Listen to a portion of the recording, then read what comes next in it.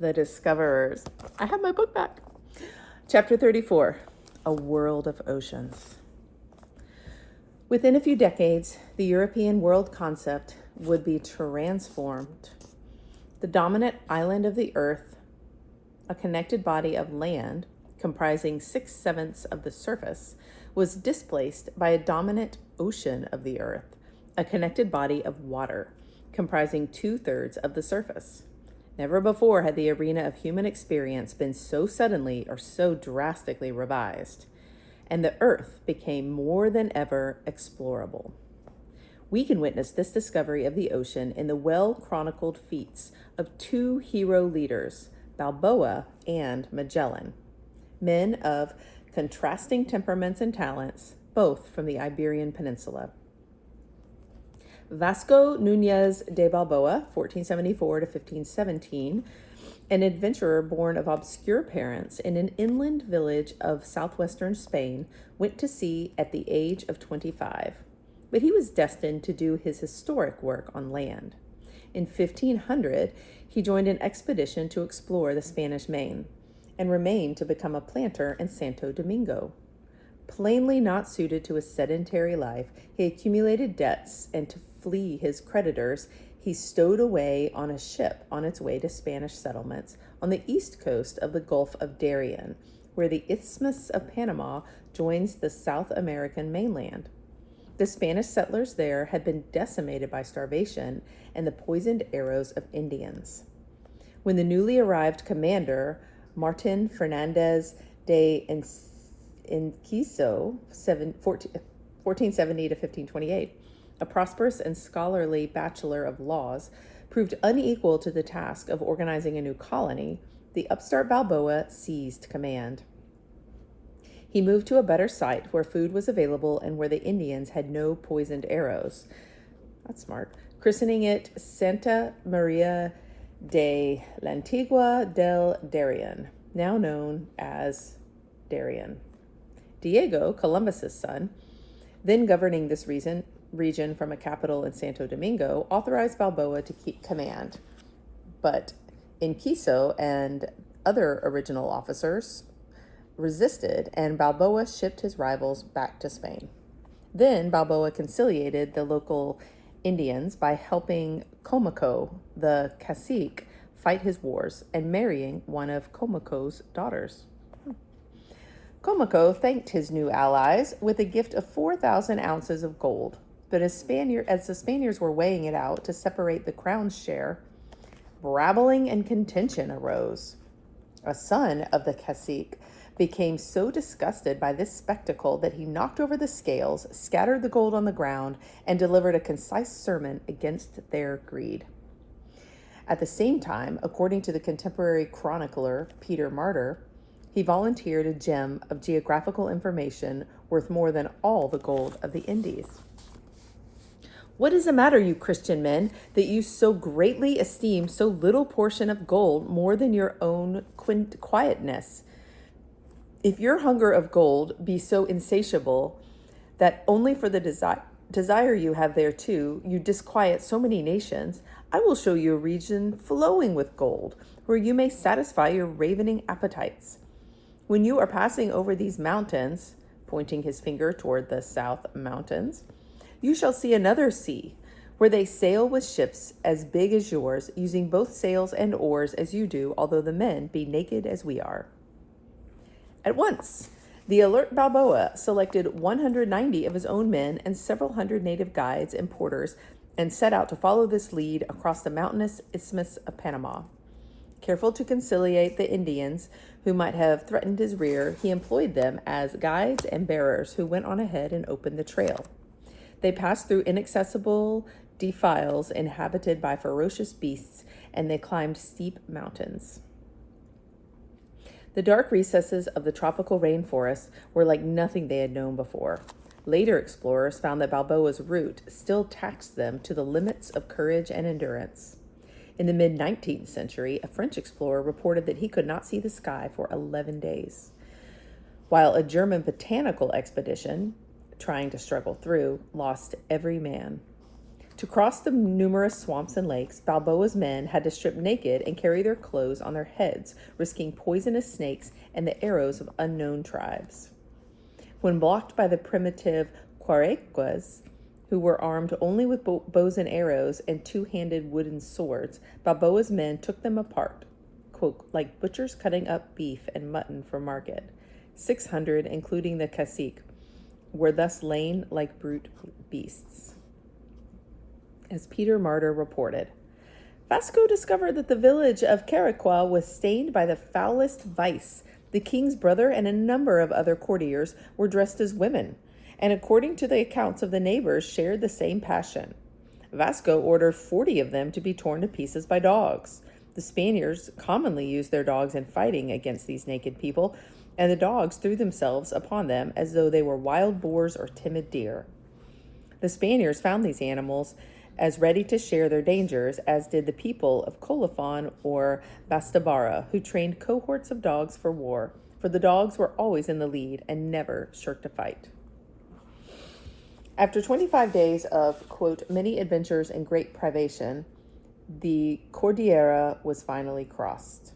On September 25th, 1513, their Quarequa guide pointed them toward a nearby peak. Vasco commanded his men to halt while he ascended, and from the top he glimpsed an ocean in the distance. Kneeling upon the ground, he raised his hands to heaven and saluted the South Sea, according to his account. He gave thanks to God and all the saints for having reserved this glory for him, an ordinary man, devoid alike of experience and authority. He then beckoned to his men to join him on the peak, where they all knelt and gave thanks together. "Behold the much-desired ocean," he exclaimed. "Behold, all ye men who have shared such efforts. Behold the country of which the sons of Comogur and other natives have told us such wonders." He heaped up stones to form an altar, while his men carved the name of their king on tree trunks around the slopes. In accordance with Spanish custom, the notary they had brought along drew up a sworn statement signed first by Balboa himself, then by all the others. Another 4 days' trek took them to the shore of this newly discovered ocean. In a climactic gesture, Balboa, wearing his armor and carrying his unsheathed sword, waded into the surf, raised the banner of Castile, and for his Catholic sovereigns, formally took possession of this Mar del Sur, the Southern Sea. Balboa called it the Southern Sea for an obvious reason. The Isthmus of Darien, which he had just crossed, runs east and west. Starting from the Caribbean, he had come southward, and in that direction, he first sighted the Pacific. He took possession, too, quote, of all the sea and the countries bordering on it, by a brief ceremonial ride in a dugout canoes borrowed from the local Indians. This was the height of Balboa's fortunes. Incidentally, on his way back across the isthmus, friendly or frightened Indian tribes presented him 240 select pearls and 4 pounds of lesser quality with 614 pesos in gold. News of this discovery did not reach Spain in time to overshadow Inquiso's disastrous reports of Balboa's coup. To displace Balboa as governor came Pedrarias Davila, whose only qualification was his marriage to a lady-in-waiting to Queen Isabella. With 20 ships and 1,500 men, Pedrarias initiated a program for enslaving the natives, which had the immediate effect, according to Balboa himself, of changing sheep-like Indians into fierce lions. Meanwhile, Balboa, planning to explore the shores of the Southern Sea, had transported shipbuilding materials across the isthmus. In 1517, he had nearly completed 4 ships when Pedrarias's men, including a certain Francisco Pizarro, came to arrest Balboa and take him back across the isthmus to Darien. There, Pedrarias falsely accused Balboa of planning to abandon his Spanish sovereigns and set himself up as Emperor of Peru. Before Balboa's supporters could consolidate their defense, Balboa and 4 companions were beheaded in the public square, and their bodies were thrown to the vultures. Spanish adventurers had now firmly located themselves in the West Indies. But they continued to believe these were only outposts toward Asia. Was it not logical to extend that domain still farther west to the valuable Spice Islands? The Treaty of Tordesillas, as we have seen, had fixed a line of demarcation 370 leagues west of the Azores and Cape Verde Islands and established the new world boundary at 46 degrees west longitude, cutting through the bulge of South America. Since the Pope's dominion covered the whole globe, this meridian line extended through both poles and went all the way around the planet to the other side. This same line, therefore, served also to separate the domains of Spain from those of Portugal on the Asian half of the planet. There, the meridian of 134 degrees east longitude came the dividing line between the two great powers. But scientific instruments could not yet mark off precisely this line of longitude. In practice, the division meant that Portugal would be sovereign over all pagan or still undiscovered areas eastward from the western boundary of Brazil, across the Atlantic, Africa, and the Indian Ocean to the East Indies, while Spain would rule from the western boundary of Brazil and westward across the Pacific to the East Indies. Nobody yet knew what intervened between this new fourth part of the world and Asia. Spanish hopes were still high that Ptolemy, Marco Polo, and Columbus had been correct in extending the Asian continent so far eastward. Perhaps it was only a short hop, maybe along a chain of still-to-be-discovered Asiatic islands from America to the East Indies. The Spanish Emperor Charles V naturally hoped that the Spice Islands would prove to be on the eastern Spanish side of the dividing line when it was extended on that Asian half of the globe. Why not send out an expedition to mark off that line and then assert Spanish claims? Here was Magellan's opportunity. The mountainous northern part of Portugal, where Ferdinand Magellan, 1480 to 1521, had been born of a noble family, was known among his countrymen as a place that experienced, quote, 9 months of winter and 3 months of hell. That's rough. From this toughening climate, he went to the mild life of the court of Queen Leonor, consort of King John II, where he was raised as a page.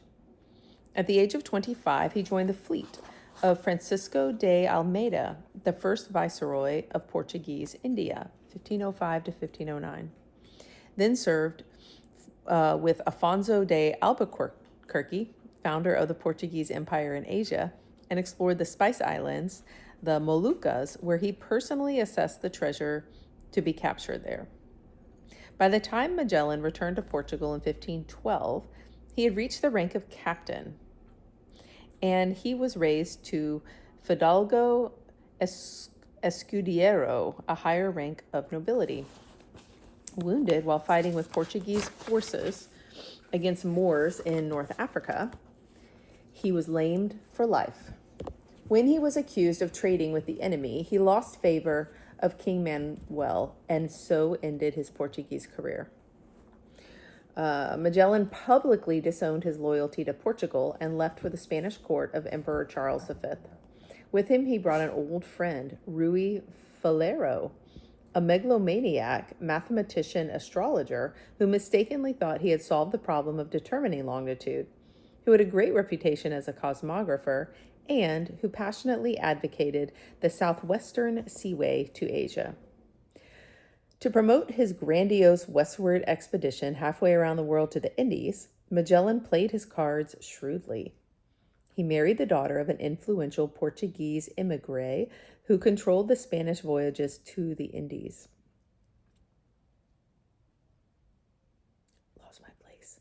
And then secured the enthusiastic approval of Juan Rodriguez de Fonseca, 1451 to 1524, the powerful bishop of Burgos, organizer of the Council of the Indies, who had been a chief enemy of Columbus. And for funds, he cultivated a representative of the international banking firm of Fugers, who had a grudge against the King of Portugal. On March 22nd, 1518, Charles V announced his support for Magellan's expedition. The familiar objective was to reach the Spice Islands by sailing westward. This time, the plan was more precise, to find a strait at the extreme tip of South America. Magellan and Falero were to receive 1/20th of the profits, and they and their heirs would be given the government of all lands discovered, with the title of adelantados. The Portuguese tried in vain to stop Magellan's voyage, but after a year and a half spent outfitting the expedition, the determined Magellan departed on September 20th, 1519. For his round-the-world voyage, he set out with 5 barely seaworthy ships, varying in burden from 75 to 125 tons. They were heavily armed and well supplied with trading goods, which included, in addition to the usual hawk bells and brass bracelets, 500 looking glasses, bolts of velvet, and 2,000 pounds of quicksilver, all chosen to appeal to the sophisticated princes of Asia. The crew of about 250 included Portuguese, Italians, Frenchmen, Greeks, and 1 Englishman. Since it was not easy to find Spaniards for so dangerous a voyage under the command of a foreign adventurer, Magellan's old friend, the pretentious Falero, at the last minute decided not to go along because his horoscope showed that he would not survive the trip. On risky voyages at that time, it was customary for the captain to submit crucial decisions to a council, including all the ship's officers and even the crew. For Magellan, who did not like to share his decisions, this was sure to cause trouble. It seems, too, that from the very beginning, the 3 Spanish captains on his staff had plans to do him in. Among the lucky coincidences of Magellan's voyage, none was more fortunate for us than the presence on board of Antonio Pigafetta, 1491 to 1534, an Italian gentleman adventurer from Vicenza, a knight of Rhodes who had come along for the ride. Personable, with a voracious appetite for facts and a boundless admiration for Magellan, he kept a detailed journal from which he wrote his Primo Viaggio Intorno al Mondo, the most vivid of the eyewitness accounts of the great voyages of that age. Pigafetta's affability and his talent for languages often led Magellan to send him ashore to conciliate the natives. Again and again, he showed his genius for survival, and happily, he was one of the 18 who completed the round-the-world voyage. Magellan's feat, by any measure, moral, intellectual, or physical, would excel even that of Gama or Columbus or Vespucci. He would face rougher seas, negotiate more treacherous passages, and find his way across a broader ocean. He commanded a more mutinous crew, yet managed his more difficult command firmly and humanely. He bore more excruciating pangs of palate and stomach. Among other virtues which he possessed, observed Pigafetta, he was always the most constant in greatest adversity. He endured hunger better than all the rest, and more accurately than any man in the world, he understood dead reckoning and celestial navigation. No other had so much talent nor the ardor to learn how to go around the world, which he almost did. 2 months' sailing brought his ships from the Canary Islands to the eastern tip of Brazil, where they followed the coast southeastward on the alert for the opening to take them into Balboa's South Sea. Again and again, they tried what looked like promising sea passages to the west at the Rio de Janeiro and farther south at the Gulf of San Matias, hoping that earlier explorers had been wrong. All these were dead ends. By the time they reached Port San Julian, midway on the coast of Patagonia, it was late March and the southern winter was setting in. Magellan made the crucial decision to wait there, to go on short rations and weather wind and cold until the arrival of spring. When the men began to grumble, demanding they return north to winter in the tropics, he said he would die before turning back. Magellan faced his 2 great tests, one of command, the other of seamanship, even before he entered the Pacific Ocean. In Port San Julian, when 3 of his ships, the Concepcion, the San Antonio, and the Victoria, mutinied during the night, Magellan found support only from his own ship, the Trinidad, and from the Santiago, a vessel of 75 tons, the smallest of the 5. The mutineers had 3 ships against his 2. Magellan dared not allow them to take their ships and go home. On an empire-building voyage, every ship and every man was needed. Knowing that he had many supporters on the Victoria, Magellan sent on board a boatload of loyal men, ostensibly to parley over the terms of return. Following instructions, his emissaries managed to kill the mutinous captain and then persuaded the vacillating crew to return to duty. With his 3 loyal ships, he blocked the mouth of the bay. When the San Antonio tried to escape, it was overcome, and then the Concepcion, the only remaining rebel ship, surrendered. In his final accounting, Magellan executed only one man, a ringleader who had murdered a loyal officer. And he marooned the leader of the conspiracy along with the priest who had helped organize the revolt. While he sentenced some other mutineers to death, he later pardoned them all. During the remaining winter at Port San Julian, the Santiago was wrecked while exploring the coast, and her crew had to make a painful overland march to return to the other ships in port. In territory they thought uninhabited, they encountered a living Patagonian, and so substantiated the legend of a race of giants. So tall was this man that we came up to the level of his waist belt, reported Pigafetta. He was well enough made and had a broad face, painted red. His hair was short and colored white, and he was dressed in skins. In late 1520, Magellan's remaining 4 ships moved farther south to the mouth of the Santa Cruz River, where they stayed until October, when the southern spring appeared. Now Magellan faced his second great test, a trial of seamanship with few equals outside the Odyssey. Magellan then had to find a passage to lead him through a continent of unknown breadth. Then, however tortuous and meandering it might be, he had to thread his way. How could he be confident that any entrance was not an opening to a dead end? How could he know that he was not losing himself ever deeper into the heart of a continent?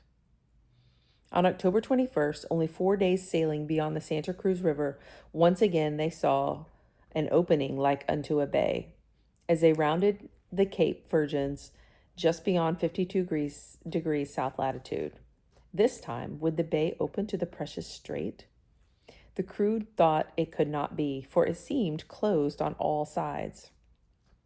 They naively imagined that the strait must be a simple open passageway like the Strait of Gibraltar that you could see through. But Magellan was somehow prepared to find a well-hidden strait.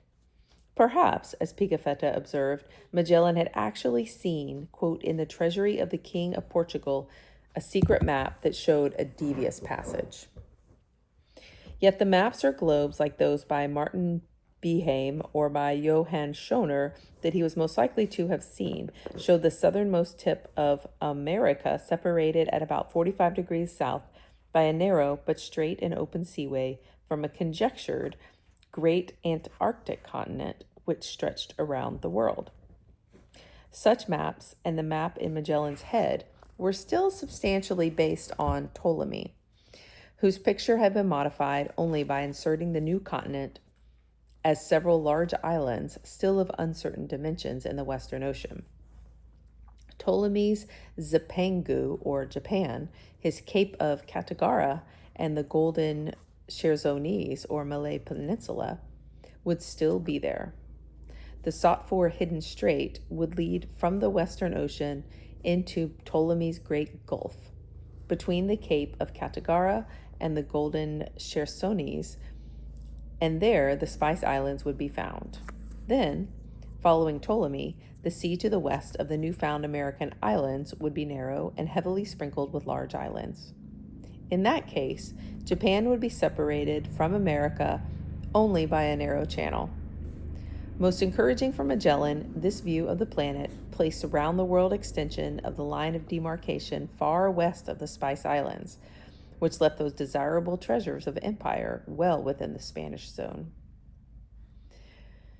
To say that the strait through the American land barrier was well hidden turned out to be the understatement of the centuries. The Strait of Magellan, the narrowest, most devious, most circuitous of all the straits connecting two great bodies of water, was a wonderful, ironic prop for a seafaring melodrama. This meandering narrow maze debouched unexpectedly into the most open, most vast of all the seas.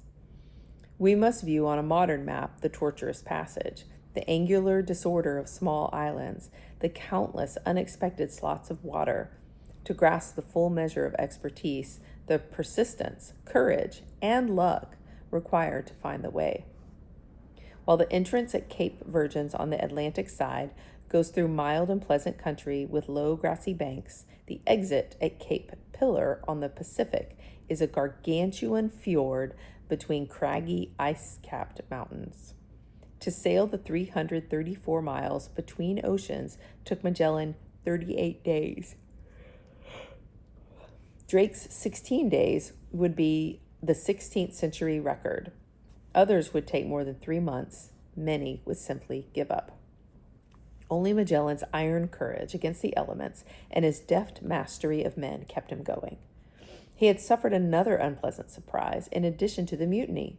At Port San Julian, the last stop on the Patagonian coast before the Cape Virgins, when they unloaded the ships to prepare for careening, he received a shock. The suppliers back in Seville had cheated him by actually loading provisions not for the full specified year and a half, but only for 6 months, and then had falsified the records. Were they in the pay of Portuguese saboteurs? The crew now tried to replenish supplies by catching fish and seabirds and wild llamas, but these were not enough. The barren shores about Port San Julian offered no wood and hardly any fresh water, and the local natives, not being seafarers, were no use as guides. Having lost to Santiago at Port San Julian, Magellan entered the strait with 4 ships. Groping his way at first, he sent off the biggest of his ships, the San Antonio, to investigate one of the possible seaward openings, which proved to be a cul-de-sac.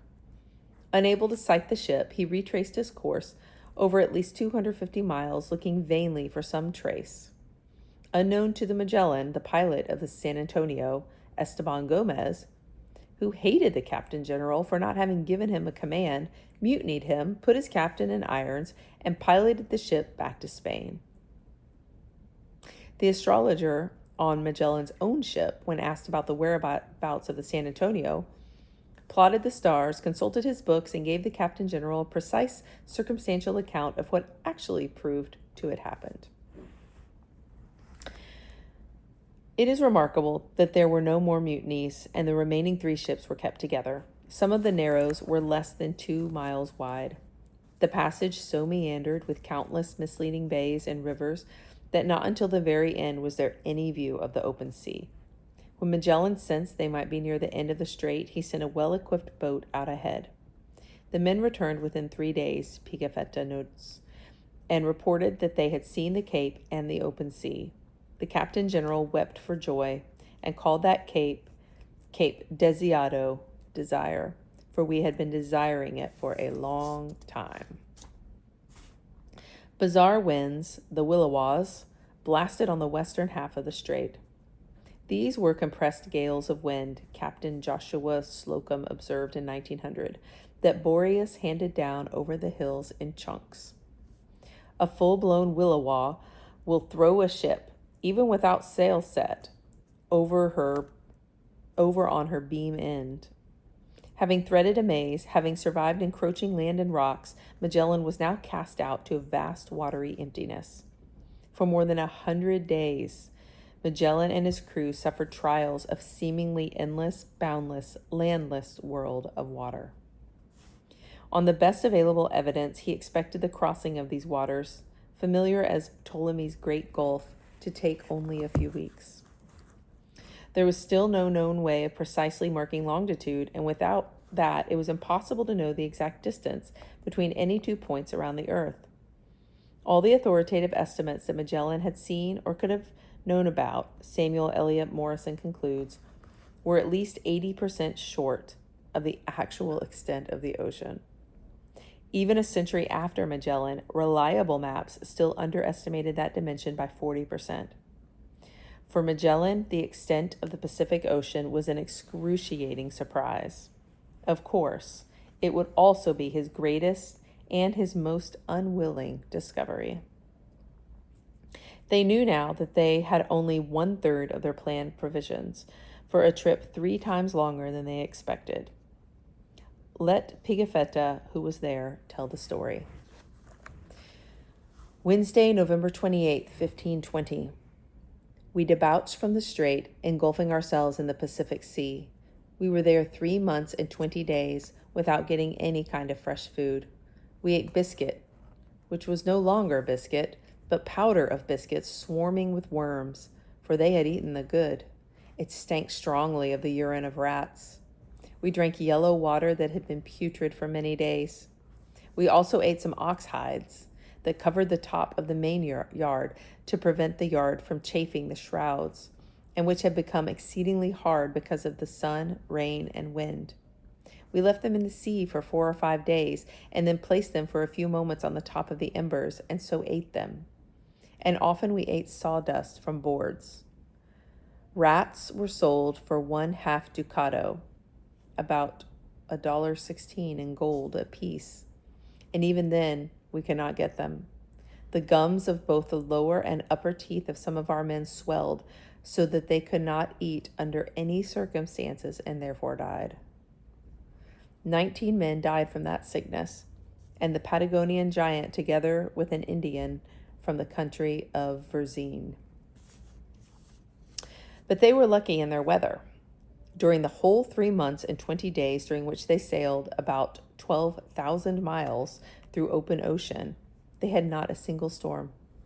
Misled by this one experience, they named it the Pacific. Neither did they encounter any land during all those weeks, except 2 desert islets, where we found nothing but birds and trees, for which we called them Yosele Infortunate, i.e. the Unfortunate Isles. We found no anchorage, but near them saw many sharks. Had not God and his blessed mother given us so good weather, we would have all died of hunger in that exceeding vast sea. Of a verity, I believe no such voyage will ever be made again. Had Magellan not been a master of the winds, he never would have made it across the Pacific. Leaving the straits, he did not go direct northwest to reach his desired Spice Islands, but first sailed north along the west coast of South America. His purpose must have been to catch the prevailing northeasterly trade winds there that would carry him not to the Moluccas, where the Portuguese were rumored to be in control, but to the other Spice Islands still open for Spanish taking. Whatever his motive then, the course he chose